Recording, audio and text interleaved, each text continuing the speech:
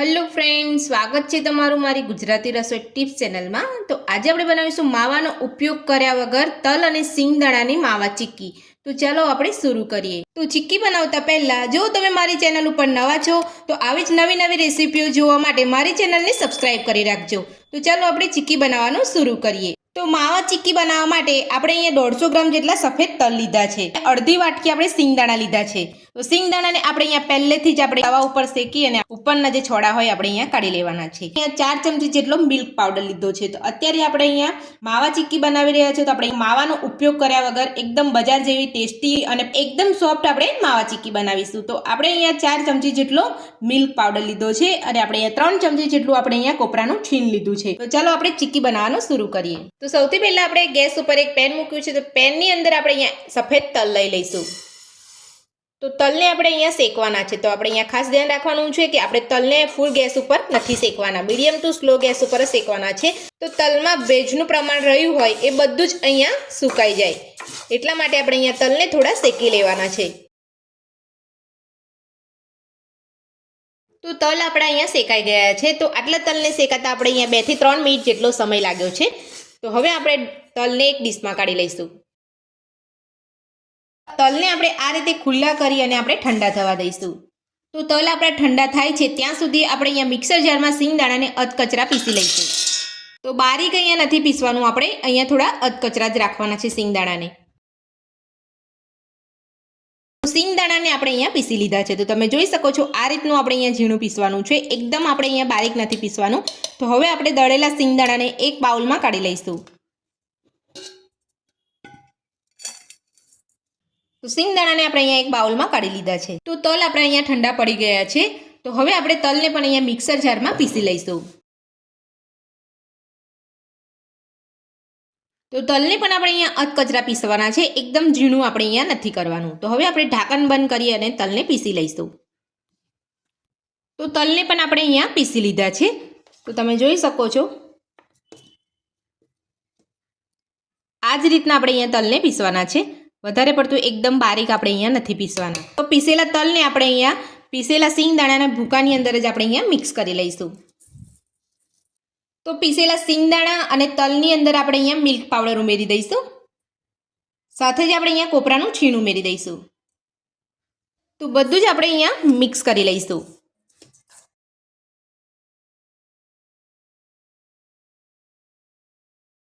તો આ રીતે આપણે અહીંયા ચીક્કી બનાવીશું તો એકદમ બજાર જેવી જ બનશે અને આપણે અહીંયા માવાની પણ જરૂર નહીં પડે।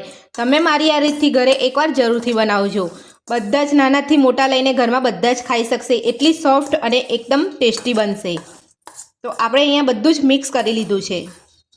તો આપણે અહીંયા બધું જ મિક્સ કરી લીધું છે। તો હવે આપણે એને ઘીમાં શેકી લઈશું। તો ઘીમાં શેકવા માટે આપણે અહીંયા એક પેન રાખ્યું છે। તો પેનની અંદર આપણે અહીંયા 2 ચમચી જેટલું ઘી ઉમેરીશું।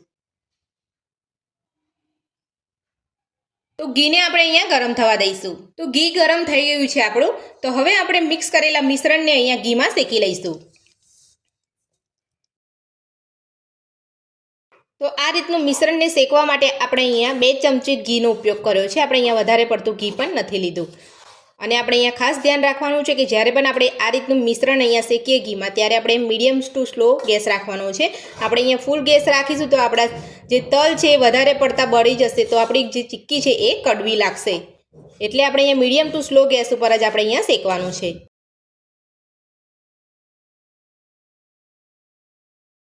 હવે આપણે ફ્લેવર માટે અડધી ચમચી ઇલાયચી પાવડર ઉમેરીશું। ઇલાયચી પાવડર ઉમેરીને બધું જ આપણે અહીંયા મિક્સ કરી લઈશું।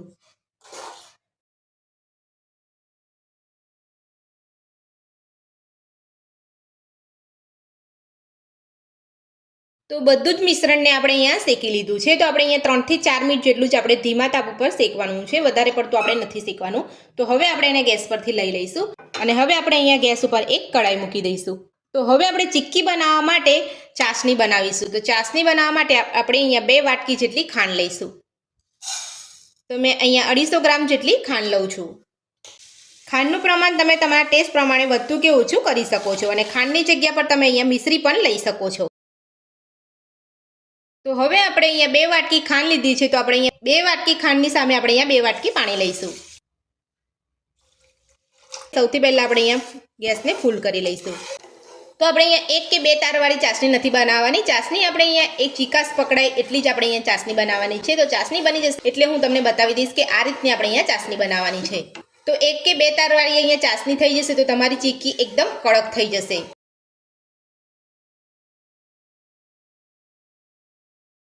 તો ચાસણી આપણી અહીંયા તૈયાર છે. તો હવે આપણે ચાસણીને ચેક કરી લઈશું.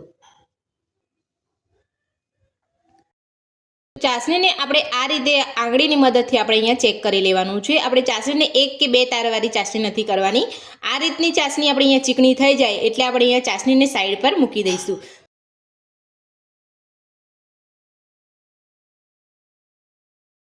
તો હવે આપણે અહીંયા ઘીમાં મિશ્રણ શેક્યું હતું એ આપણે અહીંયા લઈ લઈશું અને આપણે અહીંયા ચાસણીને થોડી થોડી ઉમેરતા જઈ અને મિક્સ કરી લઈશું. તો આપણે અહીંયા સામટી ચાસણી નથી ઉમેરવાની. સામટી અહીંયા ચાસણી ઉમેરી દઈશું તો એકદમ અહીંયા મિશ્રણ ઢીલું થઈ જશે.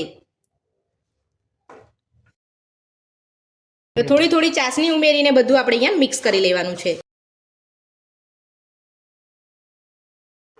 ગેસ આપણે અહીંયા ચાલુ જ રાખવાનો છે અને આપણે અહીંયા મીડિયમ ટુ સ્લો ગેસ રાખવાનો છે. ફૂલ ગેસ આપણે અહીંયા નથી રાખવાનો.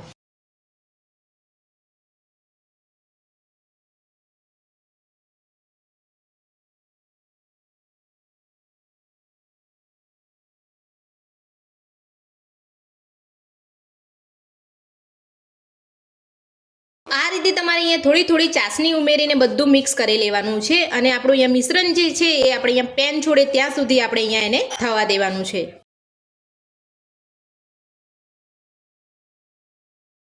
તમે જોઈ શકો છો મિશ્રણ આપણું અહીંયા એકદમ સરસ રીતે જામી ગયું છે અને પેન પણ છોડી દે છે અને અહીંયા સેજ પણ પેનમાં ચોંટતું નથી. તો આ રીતનું આપણે અહીંયા મિશ્રણ બનાવવાનું છે. તો તમે જોઈ શકો છો આપણું અહીંયા મિશ્રણ સરસ અહીંયા પેન છોડી દે છે. તો હવે આપણે મિશ્રણને એક ડીશમાં ઠાળી લઈશું. તો હવે આપણે અહીંયા ઘી લગાવી લઈશું.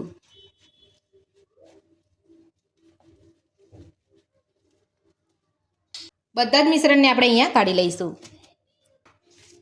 ગરમ ગરમ હોય ત્યારે જ આપણે એને ઠાળી લેવાનું છે.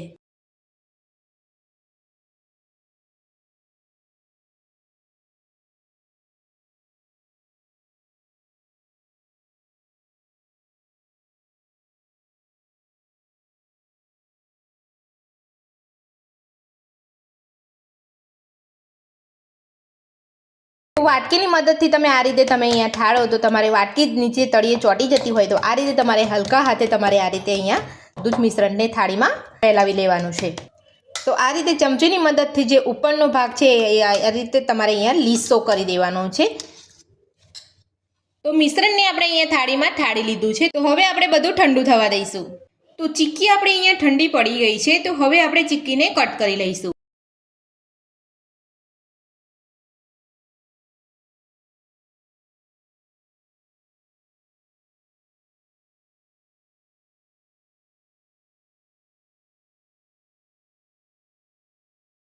તો ચીક્કીને આપણે અહીંયા કટ કરી લીધી છે. તો હવે હું તમને અહીંયા ચીક્કી કાઢીને બતાવી દઉં છું.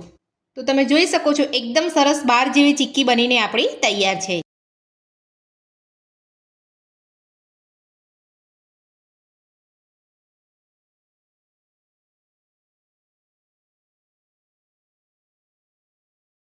તો માવાનો ઉપયોગ કર્યા વગર તલ અને સિંગદાણાની માવા ચીક્કી બનીને આપણી અહીંયા તૈયાર છે. તો મારી આ રીતથી ઘરે તમે એકવાર જરૂરથી બનાવજો.